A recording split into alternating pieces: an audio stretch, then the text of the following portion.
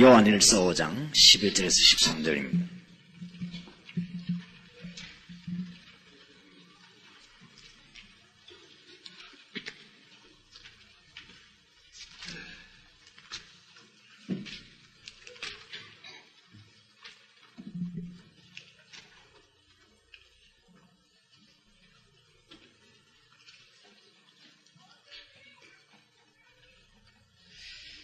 요한일서 5장 11절에서 13절까지 우리 합독합시다.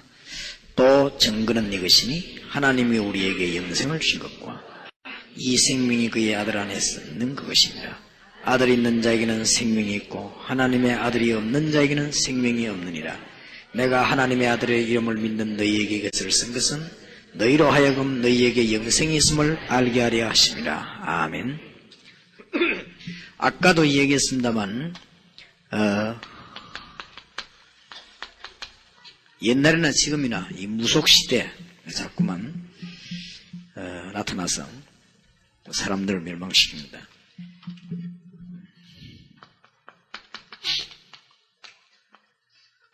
성경의 역사가 바로 이것입니다. 구약에 보면은 성경이 실패할 때마다 우상인데 결국은 이 무속 이 신앙 이런 것들이 전부 이 우상에 빠뜨리게 했습니다.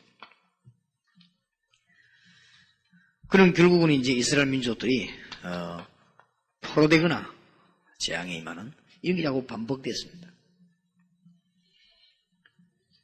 그렇게 해서는 결국 이스라엘은 이 무속 신앙 앞에 졌습니다. 왜 졌습니까? 복음이 없기 때문에 진 거죠. 이스라엘이 무속시대에서 무속신앙 앞에 실패하게 된 것은 복음 없이 율법만 가지기 때문에 졌습니다. 지금 현재 상황도 마찬가지입니다. 여러분 조금 사명 가지고 하셔야 되겠습니다. 지금 무속신앙은 현장을 완전히 장악했습니다.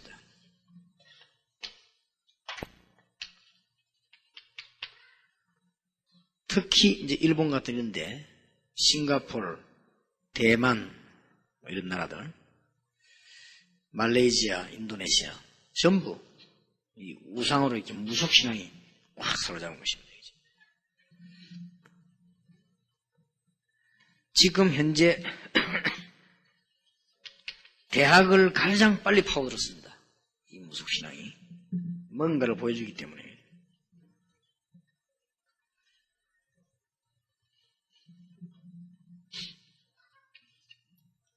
진짜 문제는 교회도 이런 무속신앙 비슷한 이 그리스도 없는 닮은 프로그램들이 많이 들어왔습니다. 그래서 자꾸만 큰 실패를 하게 되죠. 대부분이 저런 게 많이 좀 들어와 있습니다.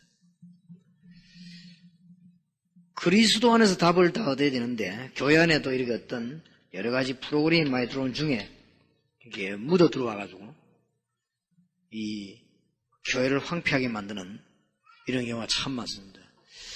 제가 볼 때는 진짜 이단이 많습니다. 교회 안에. 우리나라에는 이단도 많이 나오지만은 참 많아요. 정말 그리스도 아닌 다른 것들을 많이 이렇게 들어가 있습니다. 이기 때문에 우리 이런 것들을 붙잡고 잘 기여해야 되겠는데 앞으로 이제 이 제일로 이 부분이 대학 안으로 많이 파고들어올 겁니다. 그렇기 때문에 만반의 대비를 해야 되겠습니다. 특히 앞으로 일어날 일들을 마태복음 24장 이제 14절에 보면 여기저기서 능력까지 행하면서 나타나니까 여러분이 뭐 능력 나타나면 금방 넘어가니까요.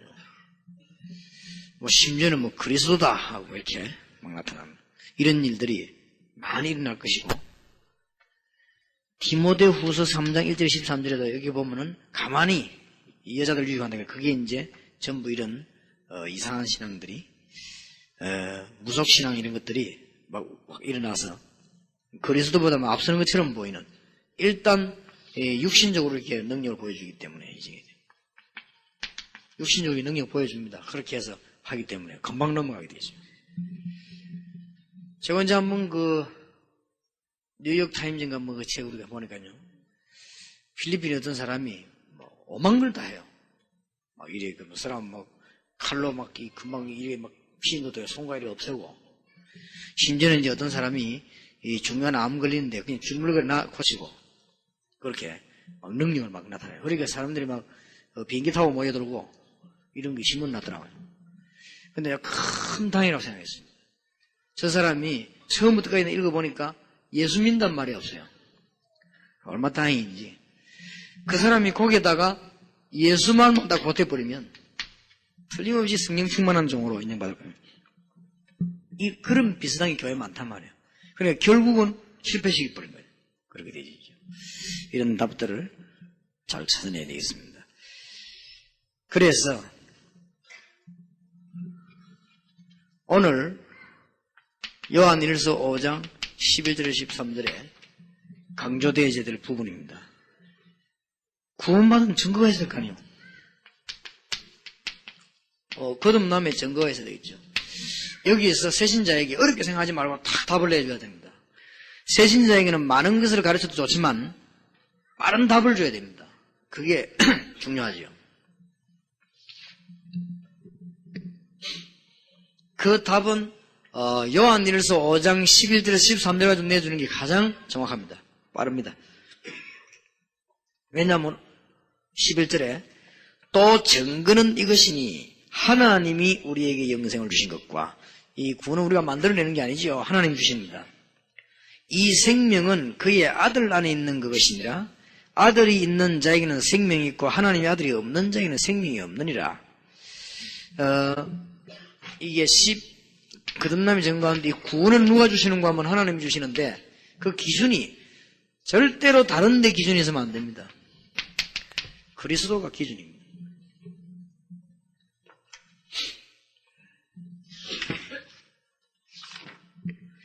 아들이 있는 자에게는 생명이 있고 아들이 없는 자에게는 생명이 없느니라 그랬거든요.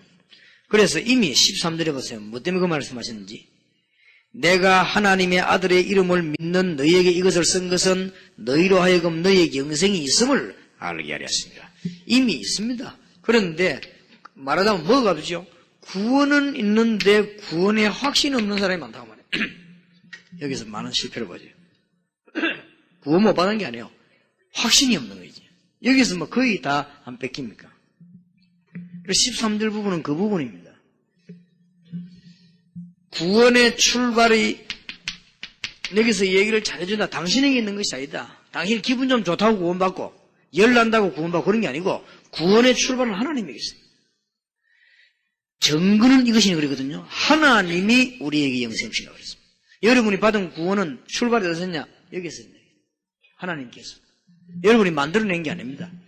뭐를 잘 해줬더니 받아낸 게 아닙니다. 지금 이 말을 해야 되는 이유가 너무 구원이 틀리기만 상상을 하고 있습니다. 여러분이 뭘 해주어서 받아낼 만한 그런 가치 없는 구원이 아닙니다. 또 여러분이 해주어서 구원을 받아낼 만한 가치 있는 걸 갖고 있지 않습니다. 여러분이. 거기서 착각했거든요. 그러니까 구원에 의해 착각했냐? 출발해서 착각했어요. 그 다음에 증거 부분에 착각됐어요. 다른 게 구원의 증거가 아닙니다. 그리스도입니다. 아들이 있는 자에게는 생명이 있고 아들이면 생명이 없느니라. 그리스도가 믿어집니까? 구원받았어요. 그렇지요. 주님, 나는 죄인입니다. 나는 그리스도가 필요합니다. 구원받았어요. 다른 증거. 왜냐하면은 사람들이 많은 자꾸 체험을 주장하기 때문에 그렇습니다. 그런데 자꾸 속는 이유는 구원은 받아놓고 확신이 없어서 자꾸 몰라고 얻으려고 하죠. 이것은 다른 동기나 욕심 때문에 그래요. 엄청난 걸 받았는데 가만히 받아내려고 하는 거죠. 여기서 빨리 답을 내줘야 되는데 여러분이 그냥 지나가는 얘기가 아니고 실제로 현장에서 새신자 공부를 안 해봐서 그렇지 새신자하고 이 공부하면 터집니다. 여러분이 새로 예수 믿는 사람과 성경 공부를 해봤냐 안 해봤냐 이게 중요합니다. 여러분이 복된 교회가 되려면 예수 처음 믿는 사람과 성경 공부를 많이 하는 일이 일어나야 됩니다. 그래 되면 여러분에게는 큰 중요한 말이 안 돼도 현장에는 굉장히 중요한 말이 됩니다. 그래 역사연락이 되고 교회 그만뒀던 사람들, 교회 다니면 시원찮게 믿는 사람들이 거의 다 여기 걸려 있습니다. 나는 구원 못 받아. 왜냐면 내가 이 모양이 돼. 그렇게 생각합니다. 그래서 전부 구원의 출발을 어디다 두느냐? 자기에다 둡니다. 자, 성경 한번 보시다. 에베소서 2장입니다.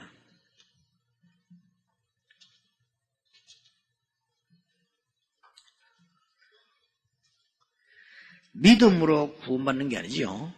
2장 8절 보세요. 너희가 은혜를 인하여 믿음으로 말미암아. 우리가 구원받게 된 동기는 하나님의 은혜입니다. 그런데 구원받는 수단이 믿음입니다. 그렇죠? 구원받을 수 있는 방법이 없어요. 믿음입니다. 그런데 구원받게 된 이유는 믿었기 때문은 아닙니다. 은혜를 주셨기 때문에. 그럴 수도 없으면 아무 믿어도 안 될 거 아니에요. 우리가 하나님이 은혜를 주셨기 때문에 우리가 믿게 되는 것입니다. 같은 말이 되어집니다. 그러면 2장 8절에 보면 너희가 그 은혜를 인하여 믿음으로 말미암아 구원하던 이것은 너희에게서 난 것이 아니요 하나님의 선물이라. 출발이 어디에 있습니까? 하나님께 있습니다. 그리고 9절에 보면은 행위에서 난 것이 아니라 누구든지 자랑치 못하게 함이니라. 우리가 어떤 육신적인 걸 가지고 자랑하는 게 아닙니다. 하나님 주신 것입니다. 그래서 완전히 이거는 하나님의 선물입니다. 우리가 뭐 좀 하고 나면은 느낌은 좋을지 몰라도 그렇지 않습니다. 상성외로 교회 다니는 사람들 가운데, 오래된 지사님들 가운데 이 부분이 걸리는 사람 많고, 상성외로 교회 다니는 새신자 가운데 많이 모르고 있습니다. 그래서 이 부분 여러분들이 구원 부분을 새 생명, 새 생활을 가지고 많이 좀 다뤄줘야 되겠습니다. 다뤄주고는 조금 후반부 넘어가면 치유가 나옵니다. 문제는 치유가 또 안 되거든요. 구원을 받아놓고 치유가 안 되니까 은혜를 많이 받았는데 일은 안 돼요. 이런 경우가 많습니다. 그래서 전반부는 구원의 부분을 많이 다뤘고 후반부는 치유에 대해서 많이 다뤘습니다. 많이 다뤘기 때문에 여러분들 이 부분은 굉장히 중요해요. 제가 볼 때는 저도 그렇고 여러분도 그렇고 치유받아야 될 부분이 있다고 생각합니다. 그렇고 또 저도 그렇고 여러분도 그렇고 치유받아야 될 부분이 생겨난다고 생각합니다. 없다가도. 그렇기 때문에 우리는 늘 이 부분을 명심 못하면 큰일 나지요. 그리고 이제는 또 영적으로 큰 문제에 보면은 치유를 받아야 될 사람이 치유하는 수가 더 많거든요. 그런 문제들이 많이 있을 수 있습니다. 그래서 이런 걸 빨리 해결해야 되겠고, 제가 볼 때는 목사 안수 받고 나가는 사람 가운데, 선교사로 나가는 사람 가운데 치유받아야 될 사람이 참 많아요. 근데 이게 치유 안 받고 나갑니다. 안 받고 나가니까 그걸 걸려드는 거죠. 그게 걸려들어서 결국은 다 실패되는 것이고, 엄청난 걸 다 받아놓고 치유가 안 되어져서. 그래서 우리가 지금 치유 메시지 후반부에 쭉 나오죠. 책 넘겨보면 알겠습니다만은 가정도 마찬가지입니다. 뭐 성경에 보면 행복한 가정을 얘기합니다. 그거는 행복한 가정을 얘기 안 하는 가정이 어디 있습니까?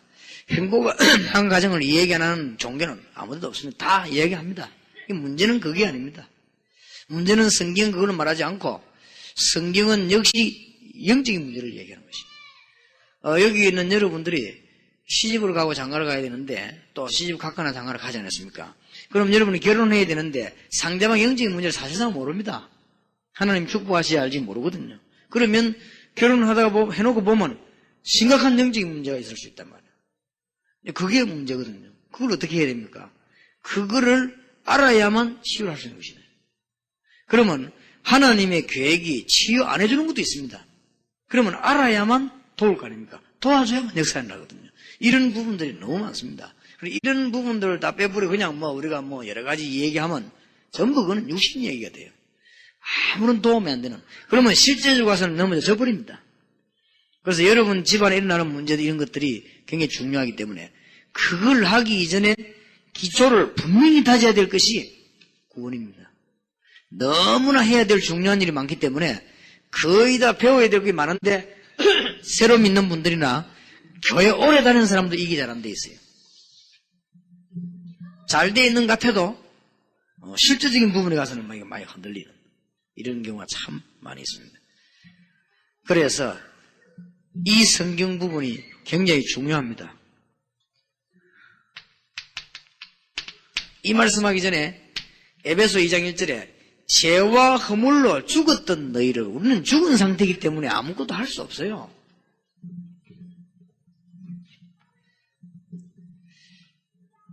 에베소 2장 이전에는 공중 권세 잡은 자에게 이미 잡혔습니다. 그리고 에베소 2장 3절에는 본질상 진노의 자녀입니다. 뭐 다른 기능이 없고 우리는 본질상 진노를 받아야 되는 자리에 놓였습니다.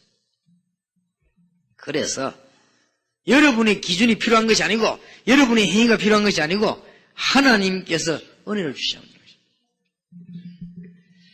그러면 이제 이 안에서는 이제 여러 가지 교파가 많이 있는데 저는 다르지 않다고 생각합니다.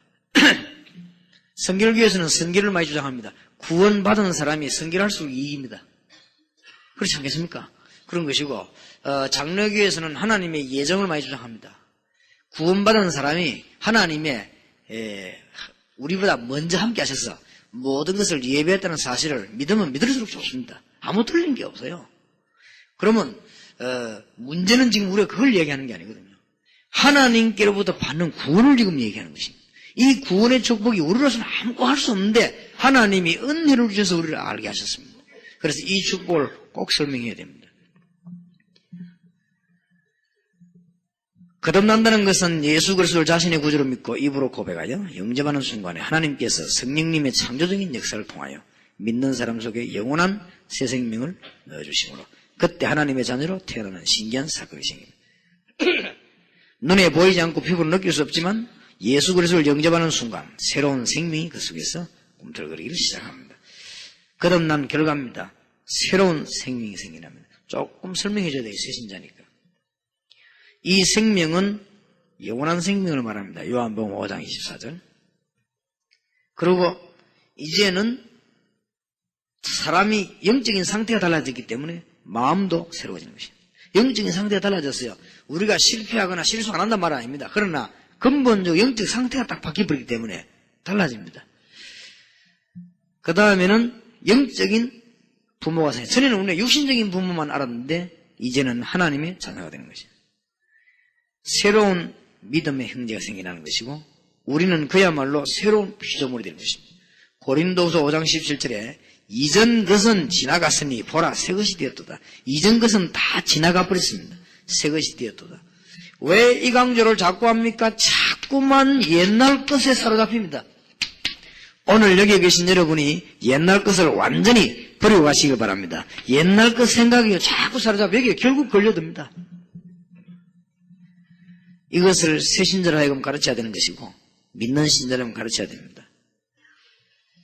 전에는 깨닫지 못했던 영적인 눈이 열리기 때문에 이해가 생기고 전에는 죄 아닌 줄 알았는데 은혜 받고 나니까 어떤 것이 죄인가 하는 걸 알게 되는 새로운 도덕적인 눈이 열리게 되고 계시록 3장 5절에 보니까 이름이 천국에 기록됐습니다. 완전히 하나님의 백성으로. 그리고는 우리가 유행가를 전혀 안 부르거나 명곡을 안 부른다 그런 말이 아닙니다. 우리에게는 영적인 사람이기 때문에 영적인 새로운 찬양을 하게 되는 것이죠. 이런 결과들이 오게 됩니다. 그 다음에 거듭남의 증거입니다. 신앙의 형제들을 사랑하기 시작하고 왜냐하면 그리스도 안에 있기 때문에 다 통하게 돼 있죠. 하나님의 말씀을 즐겁게 순종함. 이거는 잘못 보면 아주 율법적인 얘기 같은데 그렇지 않습니다. 정말 그리스도 안에 있으면 통하게 돼 있죠. 그런 것이고 하나님의 말씀을 즐겁게 순종한다는 말은 율법적인 얘기가 아닙니다. 하나님의 말씀이 어쩌면 그렇게 살아 성취되는지. 아마 이번에 이 책을 공부하면서 여러분 어제 오늘 내일 이틀 동안에 많은 말씀이 성취되게 될 것입니다. 그러면서 자꾸 갈수록 구원의 확신이 생기죠. 외적인 증거, 말씀의 증거도 있고 성령님께서 내 안에 내적으로 주관적인 증거를 주시기도 합니다. 그때부터 이제는 기도 응답의 확신도 생기죠. 이제는 사단을 이기고 하나님을 기쁘시게 하려고 하는 그런 삶으로 거룩한 삶으로 바뀌게 되죠. 인생을 믿음으로 이기게 살게 됩니다. 그리고 그리스도 오직 그리스도 이렇게 되게 됩니다. 이런 답들이 나와지는 것입니다. 이런 사람들은 날이 갈수록 이 구원받은 증거입니다. 여러분이 신앙생활 하면 할수록 구원받은 증거로서는 그야말로 오직 예수가 되어집니다. 이 아니면 안 되고 난 답이 탁 나오게 되어 있습니다. 여러분에게 완전 승리 있으시길 바랍니다. 자, 5강입니다. 구원받은 사람에게 이 정도까지 얘기되어졌으면은 반드시 짚어줘야 될 부분이 5강입니다. 5강에서 얘기해야 될 서론, 서론들은 빠져있죠. 잠 적어놓고 얘기도 꼭 해야 됩니다. 사람들은 자꾸 착각합니다. 여러분이 구원받은 어마어마한 자녀를 모르고 낙심하거나 아니면은 이것이 내 것인 것처럼 교만하거나 이렇게 착각하기 쉽습니다. 그게 아닙니다. 절대 이 착각에 빠지면 안 되고 여러분은 속임수에 속아 넘어가면 안 됩니다.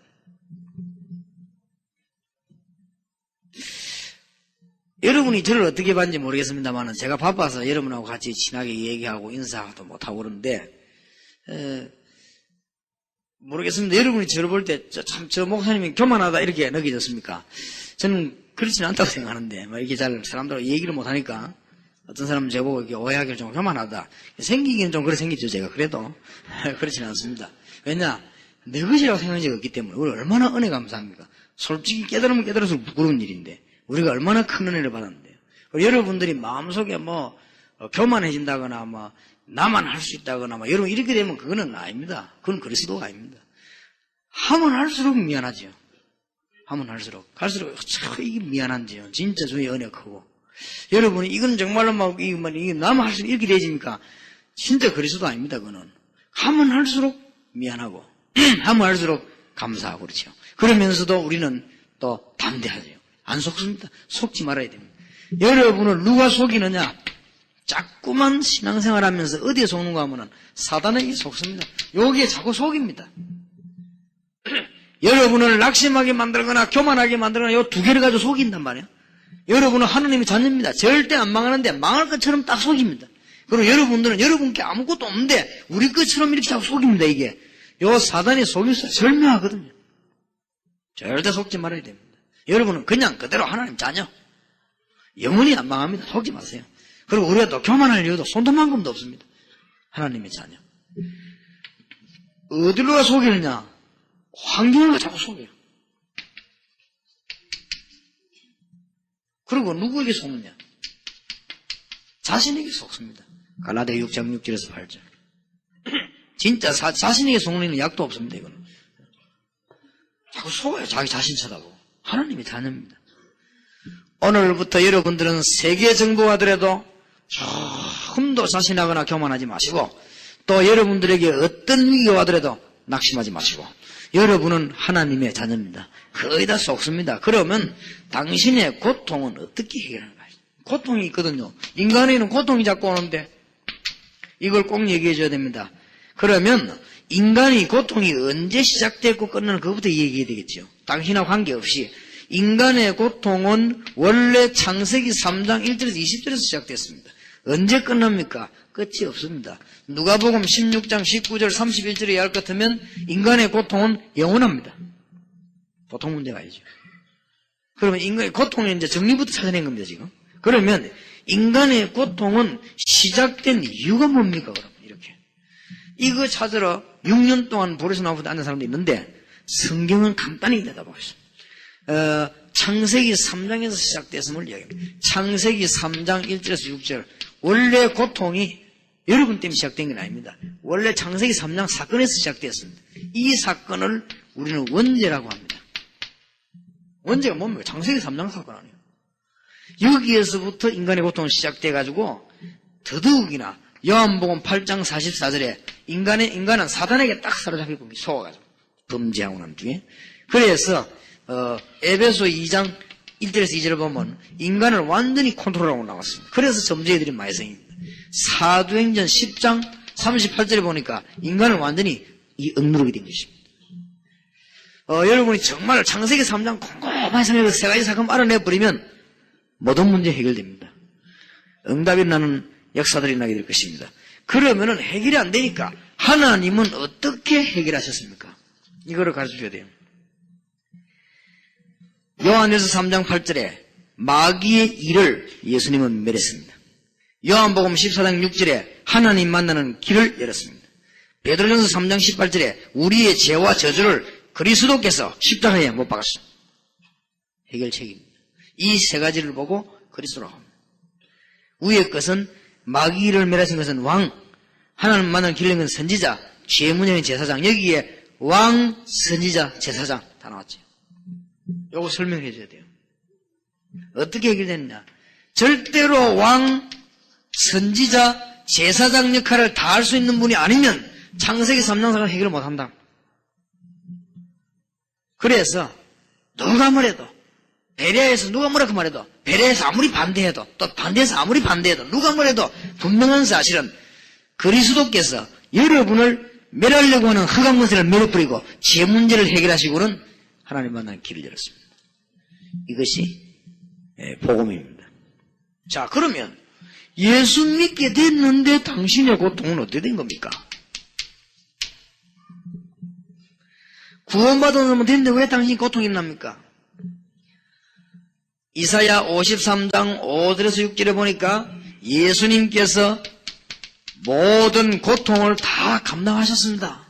그리고 마태복음 8장 15절 17절에 모든 질병까지도 담당하셨습니다. 예수님을 영접하고 하나님의 자녀이 됐는데 이런 고통이 있는 것은 이미 여러분 것이 아닙니다. 여러분은 일단 해결되어 있습니다. 그런데 우리는 모르고 여기 지금 빠져 있습니다.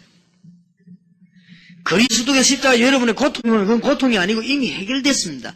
그런데 이 고통이 바로 굉장한 시작이 되는 것입니다. 그걸 몰라서 그래요. 우리는 자꾸 고통하면 어떻게 해야 될 것인가 하는데 그렇지 않습니다. 베드로전서 5장 7절 너희 염려를 주께 맡겨버리라. 잘 가르쳐야 됩니다. 그 이유는 너희 대적 마귀는 우는 산을 두고 다니면 삶이 잘 삽니다. 답을 내주는 갈라디아 2장 20절 자꾸 당신 생각 때문에 그래요. 그러니까 그걸 깨트려야 됩니다. 그 생각 때문에 그러니까 내가 그리스도와 함께 십자가에 못 박혔나니 하나님의 생각이 여러분 생각보다 훨씬 훌륭합니다. 여러분이 여러분을 사랑하는 것보다 하나님이 여러분을 더 사랑하십니다. 여러분은 미래를 몰라도 하나님 여러분 미래를 갖고 계십니다. 그렇기 때문에 갈라디아 2장 27 모두 오해하면 뭐 자신을 박살내는 건 아는데 물론 박살이 내면 좋은데 그런 말이 아닙니다. 내 때문에 일이 안 돼요. 내 때문에. 그래서 저는 동삼제일교에서 역사 일어나기 시작할 때 그때부터 뭘 깨달은 줄 압니까? 일은 내 때문에 안 되는구나. 그래서 내가 우리 교회를 가냐는 것이 아니고 교회가 돌아가도록 나는 신분을 하는 것이구나. 그걸 느껴요. 그래서 내 생각을 가지는 만큼 손해구나. 정말로 기도한다면 역사에 남는 갈라디아 얘기입니다. 요한복음 2장 1절에서 11절 그리스도가 여러분의 주인이 되어야만 됩니다. 그리스도가 여러분의 손님이 되거나 기빈이 되어서는 안 됩니다. 그리스도는 우리의 기빈이 아니에요. 그리스도는 우리의 주인입니다. 그때부터 역사에 나는 것입니다. 다 끝났는데 왜 안 되는가? 이것 때문에. 오늘 내일 이틀 동안만 여러분의 계획을 버리고 기도해 보시기 바라고 오늘 내일 이틀 동안만 메시지 보자고 기도하시게 되면 어느 날 간증 나올 것이면 어떻게 이게 응답이 계속 오는가 말이에요. 이런 답이 나오게 될 것입니다. 6강입니다.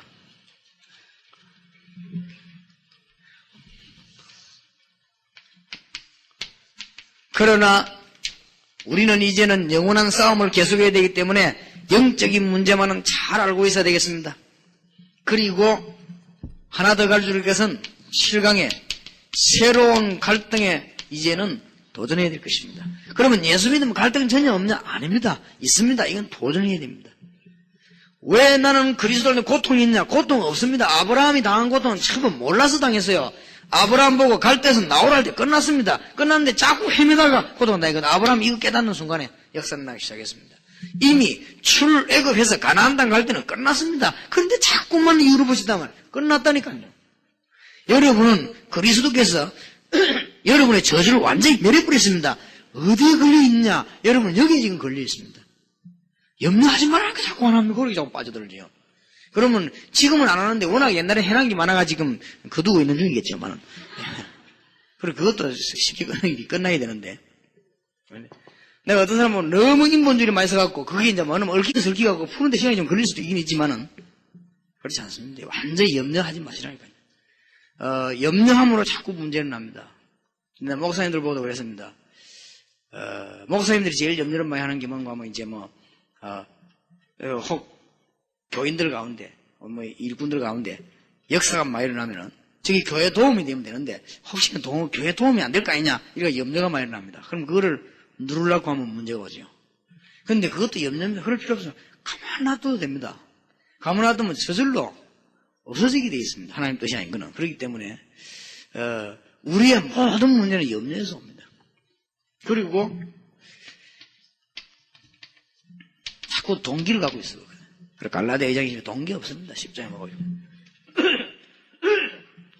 주인 바뀌어야 돼요. 여러분 자신이 주인 돼버리면 큰일 납니다. 우리가 주인 될 만한 능력이 없습니다. 우리의 주인은 가치 없는 내가 아닙니다. 우리의 주인은 하나님이십니다. 그렇기 때문에 이게 불신자하고 다르거든요. 불신자는 몰라서 그런 소리 하거든요. 그래서 나는 여자들도 보니까요, 아무리 잘생긴 여자도 훌륭한 여자도 주인 잘못 만나니까 막 이상 고생하더라고요. 참 주인을 잘 만나. 내가 또 우리 아는 사람 하나는 차를 사고 밤낮이 들어봐가 식도 안 해, 그 사람은. 그러니까 차도 주인을 잘 만나야 돼요. 차도.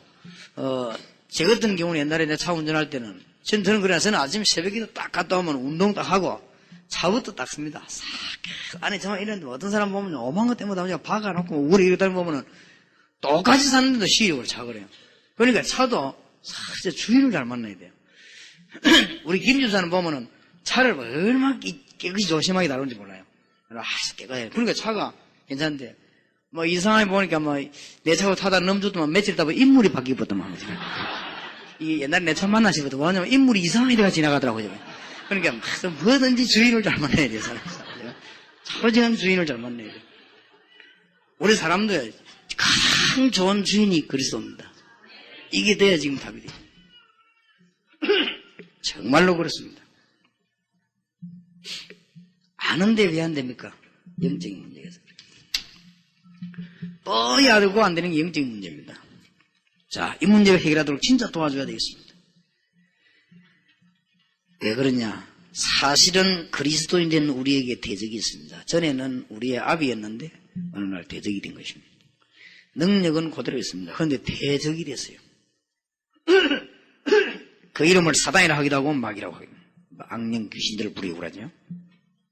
언제 나타났습니까? 에스겔 28장 이사시도는 비유로 되어 있고 에베소 2장 2절에는 공중으로 쫓겨났다. 계시록 12장 1절에서 9절에는 하늘에서 땅으로 쫓겨나게 됐지요. 결국 마태복음 2장 41절 지옥으로 가게 됩니다. 여기 한 짓을 한번 보세요. 아담 하와를 여지없이 꺾었습니다. 에베소 6장 11절에 굉장히 지혜가 뛰어나기 때문에 계획을 씁니다. 에베소 6장 12절 정사, 권세, 어두운 세상 주관하고 하늘에 있는 악한 여러 가지 영들을 움직입니다. 에베소 6장 13절에 여러분이 다 하고 난 뒤에도 넘어뜨릴 수 있습니다. 에베소 6장 16절에는 화전을 쏘옵니다. 화살에 불을 붙여 쏘한다면. 더 놀라운 거는 고린도서 11장 14절에 각명의 청사로 가장합니다. 굉장히 좋은 글을 주어서 모르게 합니다. 천주교 보세요. 엄청나지 않습니까? 그러면서 그리스도를 모르게 하는. 우는 사자같이 상기자를 찾고 있습니다. 고린도후서 4장 4절에는 여러분은 마음을 자꾸 혼미하게 만들어요. 여러분 깨달으면 큰일 나니까 못 깨달아도 자꾸 흔듭니다. 여러분 오늘 전에 깨달으면 큰일 나는 거 아니에요, 사실은. 여기 지금 몇 명이 있습니까? 한 1000명간에 깨달았다. 난리 나거든, 대한민국. 그런데 대수는 못 깨달아야 돼. 그게 이제 사단이 한 짓이거든요, 못 깨달아. 그래서 여러분 깨달으면요, 역사는 나뿐입니다. 이 문제는 이게 안 깨달아진 거예요. 요게 전부 사단이 한 짓이라, 이게 지금. 그러니까 그걸 깨달아야 된다고 말이에요. 마가복음 5장 3절에서 15절, 마가복음 9장 17절, 18절, 누가복음 10장 6절 전부 육신, 정신까지 눌러서 병들게도 할 수도 있습니다. 계시록 2장 9절에 보니까 분명히 조직을 갖고 있습니다. 계시록 2장 9절에 보면 사단의 회, 그랬죠. 분명히 조직을, 회는 조직입니다. 조직은 목적이 있습니다. 이 영적인 문제를 잘 알아야 되겠습니다. 아마 여러분들에게 담당된 조직도 있을 겁니다.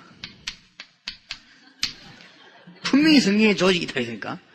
그럼 지금 좀 저 밖에서 굉장히 고민하고 있을 겁니다. 저것들이 안 꼬여야 될 건데, 저 나쁜 놈인데 안 꼬여야 될 건데 하는 말이에요. 왜냐면 마귀가 볼 때는 내가 굉장히 나쁜 놈이거든. 가는 데마다 전도하라지, 오직 예수이라지. 얼마나 나쁜 놈이겠어요. 옛날에 우리나라 정치 잘하는 사람 나오면 김일성 욕 안 합니까? 그런 식이거든, 그죠? 김일성이가 좋다는 그 사람은 이제 알고 보면 나쁜 놈이요. 그런데 김일성이가 막 그래서 좋다는 거죠. 그렇듯이 마귀가 볼 때는 제가 굉장히 나쁜 놈입니다. 천하에 죽일 놈이 저놈입니다. 그죠? 밖에서 막 그렇습니다. 저 인간에게 안고 해야 될 것인데 옛날처럼 제발 살도록 옛날에 왜 사는 거 있지 않습니까? 이 헤매고 다니고 막 전도 먹고 그러니까 얼마나 그래 그렇게 살아라고 말이에요. 그래서 늘 의심하고 염려하고 아무것도 아니고 붙잡고 헤매고 별 지식도 없으면 지식이 있는 것처럼 붙잡고 그래 살았지 않습니까? 계속 그래 살기를 원합니다. 옛날처럼. 어느 날 제가 꼬이기 시작하면 안 될 건데 말이야. 몇 명 꼬이가 지금 처음 다 배려놨거든 지금. 지금 목사님들 몇 명이 꼬여가지고 유광수 목사님이 꼬여가지고요 이 이상한 막 힘을 내가지고 온 땅을 다 뒤집어놨어. 그러니까 마귀 세력을 다 꺾어놔 버렸거든. 그럼 마귀는 지금 좀 밖에서 굉장히 걱정할 겁니다. 자기들끼리 기도하겠지요, 그죠? 제발 저것들 힘 못 내도록 말이에요. 왜냐 분명히 조식이 있으니까 그죠? 사단의 해. 요거하고 싸워 이겨야 됩니다. 에베소 6장 11절 17절에 하나님의 전신갑주를 입어라. 그런데 여기서 주의할 거 하나님의 전신갑 입으라는 게 뭐 노력에 있는 게 다 주었습니다. 믿으면 됩니다. 에베소 6장 11절에서 17절 읽어보실랍니까? 믿으면 됩니다. 구원의 투구 안 주고요. 그것만 써버리면. 그리고 그 의의 흉배, 허리띠, 신발 다 줬습니다. 칼, 방패 끝났습니다. 믿으면 돼요. 그리고 그걸 딱 각오합니다. 그리고는 에베소 6장 18절 뭐요? 무시로 성령 안에서 기도. 그래서 꺾어야 됩니다. 그리고 마태복음 16장 18절에 전도는 마귀의 건설을 깨트리는 가장 강한 무기입니다. 그래서 전도자 받는 축복이 나왔죠. 마태복음 16장 18절 19절에 나왔죠. 천국 열쇠를 주고 음부의 건설을 이기지 못할 것이라고 했습니다. 자, 이렇게 싸워서 이기도록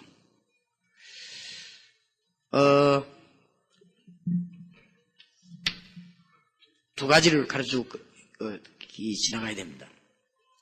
여러분이 율법에 빠지면 완전히 메말라고 영원히 죽습니다. 영원 죽음을 초래합니다. 그러나 오직 복음 이렇게 할 때는요 완전 복음이기 때문에 끝났습니다. 해방받았는데 사단은 또 여러분의 뭘 갖다 주는가 하면 자꾸 선물을 합니다. 이 방종을 또 자꾸 선물하죠. 그러면 기독교 역사는 이걸 뒤엎이기 하고 왔습니다. 기독교 역사를 바로 보면 기독교 역사는 이거 지금 자꾸 이게 돌리는 걸로 기독교 역사 바뀌어요. 한때는 미국에서는 침례교를 이단이라 그랬죠. 왜 그랬냐? 왜 침례교 이단이라고 했나 하면 침례교에서는 완전히 복음이거든요. 나 침례교 보니까 완전 복음이더라고요. 미국에서는 보니까 완전 복음입니다. 그러니까 뭐까지 무시하는가 하면 에이 막 이런가 봐. 이 정도까지 나왔단 말이에요. 사실은 맞거든요. 그러니까 뒤집으시는 율법주의자들이 저 이단이다 제가 말해요. 말씀도 안 지키고 이렇게 나왔거든요. 그러면 이제 이쪽에서는 뒤집어요. 제 순복음도 내가 막 싸웠죠. 이 두 개가 싸울 만한 내용인데 사실은 사단이 활용할 수 있다. 사단은 율법을 통해 완전 죽여버립니다. 길 없으니까. 아주 메마르게 해서 죽여버립니다. 복음 받은 우리에게 또 조금요 너무 편안하니까 약간 방종을 자꾸 갖다 줄 수 있습니다. 요걸 이거 해가지고 죽진 않습니다. 그러나 사단이 자꾸 이용할 수 있죠. 이런 거를 알고 영적인 걸 알고 극복해버려야겠다. 그래서 좀 승리해야 될 것입니다. 여러분이 약간 이 사단과 더불어 싸우면요 역시 승리하게 되어 있습니다. 이미 여러분들은 그리스도와 함께 계시기 때문에 승리할 수밖에 없죠. 그러나 알고 싸워야 되겠습니다. 오늘부터 완전 승리 있으시기를 주의 이름으로 축원합니다. 자, 문제는 갈등이 자꾸 옵니다. 가정에서도 오고 직장에서도 오고 인간관계에서도 오고 그럽니다. 이것만큼 사실 어려운 것도 없어요. 나 사람들 만나보니까요 저는 제일 갈등 안 하는 게 인간관계인데 사람들은 인간관계에 가장 갈등을 많이 하고 있습니다. 이 가정도 상당한 갈등 주거든요. 그 다음에 여러분 직장이 직업이 얼마나 갈등 주는지 모릅니다. 그 인간관계 이런 거 참 진짜 갈등 생깁니다. 이게. 이상한 사람 너무 많거든요. 그리고 만만한 사람 너무 많으니까 이걸 잘 넘어서야 됩니다. 꼭 가르쳐야 돼요. 단 넘어설 때 구원받은 성도는 분명히 해야 될 것, 로마서 8장 2절에 성령의 법, 생명이면 성령이 함께 하시고, 성령이 여러분 안에 계시고, 14장 26, 27 여러분과 함께 계시며 평강을 주시며, 고린도전서 3장 16절에 여러분 안에 계실 뿐만 아니라, 고린도전서 2장 10절 12절에 진리를 깨닫게 하시고, 여러분이 일어나는 모든 일을 알고 보면 합력하여 선을 이룹니다. 그거는 절대적 전제 조건입니다. 갈등하고 상관없이 하나님이 성령과 함께 하신다 하는 사실은 확실하죠. 그렇다면 문제의 해결을 어떻게 해야 될 것입니까? 요한복음 16장 7절 보혜사 성령을 우리에게 보내시고, 갈라디아 5장 16절 10절 18절에 성령의 인도를 받으며 성령을 쫓아 행하라고 그랬죠. 요한일서 2장 20, 21절에 성령 충만을 받으라고 그랬습니다. 그러면은 성령이 우리와 함께하는 사실이라면 우리 보고 성령 충만을 먼저 받으라 했어요. 그 다음에 우리가 이럴 때 우리의 생활 방식이 중요합니다. 너무 갈등 쳐다보지 마시고 4장의 13장 1절에서 이때 성령의 인도를 어떻게 받을 것이냐. 빌립보 4장 6절 7절 이때 기도 제목을 바로 찾아내는 것입니다. 이때 요한복음 10장 7절에 하나님의 말씀의 원리를 찾아내는 것입니다.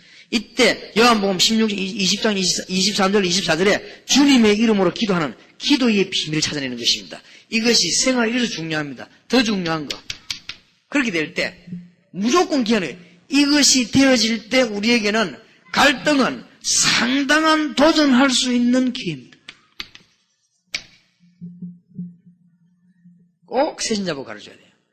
어려움 당할 때마다 무조건 도전하지 말고 그러면 네 도전이 될 수 있으니까 어려움 당할 때마다 하나님의 성령이 함께 하시는 사실이란 말이에요. 그렇다면 성령 충만 달라고 기도하고 성령의 인도받도록 기도해요. 그러면 뭐냐? 모든 갈등은 넘어서는 기회입니다. 우리는 어려움 올 때마다 큰 축복을 붙잡는 기회가 되는 것입니다. 맞습니까? 여러분이 정말 건강한 좋습니까? 정말 성령 충만 받아볼 기회입니다. 어떤 병원에 갔더니 어떤 집사님이 아이고 목사님 내가 하나님께 헌신 안 했더만 내가 병이 들었다면서. 그게 아니고 헌신 많이 하는 사람 병 들고 안 하는 사람 들고 그러는데 그게 아니고 기회다. 뭡니까? 하나님 능력 체험할 기회다. 이때까지 기도도 안 하고 살지 않았냐? 하나님의 능력을 한번 알아볼 기회다. 기도해라. 여기가 바로 신학교다. 그러니까 여기서 기도해라. 좋은 기회죠. 여러분 복잡한 문제가 생기면요. 더 큰 걸 다 넘어설 수 있는 기회입니다. 우리에게 여러 가지 어려움이 온다. 그러면 그 어려움을 딛고 우리는 하나님의 계획을 발견할 수 있는 기회입니다. 왜냐? 하나님은 더 좋은 걸 놓고 우리를 건드립니다. 단 체크해야 될 것은 내가 성령의 인도를 혹시 못 받는 건 아닌가 이렇게 생각하면서 성령의 인도를 늘 받는 거예요. 그 다음에 여러분의 개인은 여러분 동기 말고 성령의 충만한 것. 이거는 갈등과 성령의 사실은 사실이기 때문에 우리는 이 두 가지를 하면서 기회를 찾는 것이다. 이는 꼭 가르쳐줘야 돼요. 왜냐하면 신앙생활에 자꾸 어려움들 많이 오니까요. 그렇게 가르쳐줘야 됩니다. 그래서 새로운 갈등에 도전해라. 내일 밤에 이 책을 가지고 계속해서 시간 나는 대로 더 세밀하게 설명하도록 하겠습니다. 지금 마지막 이야기를 안 하면 큰일 날 뻔했습니다.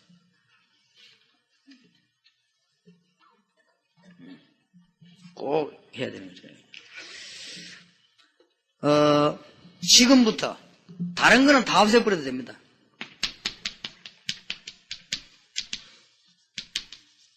새가족 다락방 본격적으로 하세요.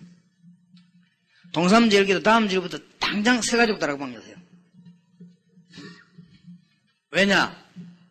이제는 기존 신자 다락방을 해도 되고 안 해도 됩니다. 그 이유는 팀사역, 미션홈, 전문교를 다 나가버립니다. 그러면 지금쯤 여러분들은 영의 눈이 제대로 뜨고 나면 뭐가 발견되느냐? 다락방이 없어진다는 걸 알게 될 겁니다. 그렇죠?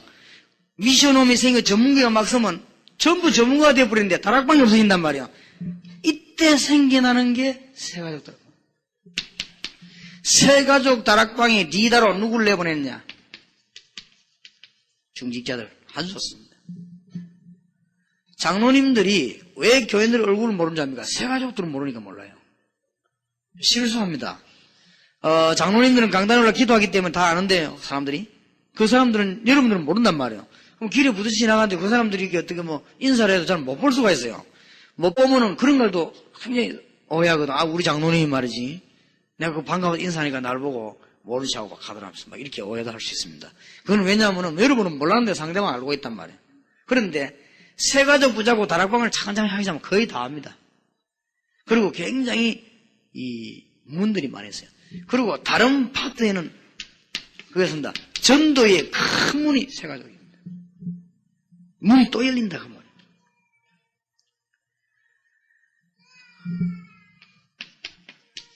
그리고 현장에 가는 응답을 가장 많이 볼 수 있는 게 중직자도 있지만은 새가족입니다.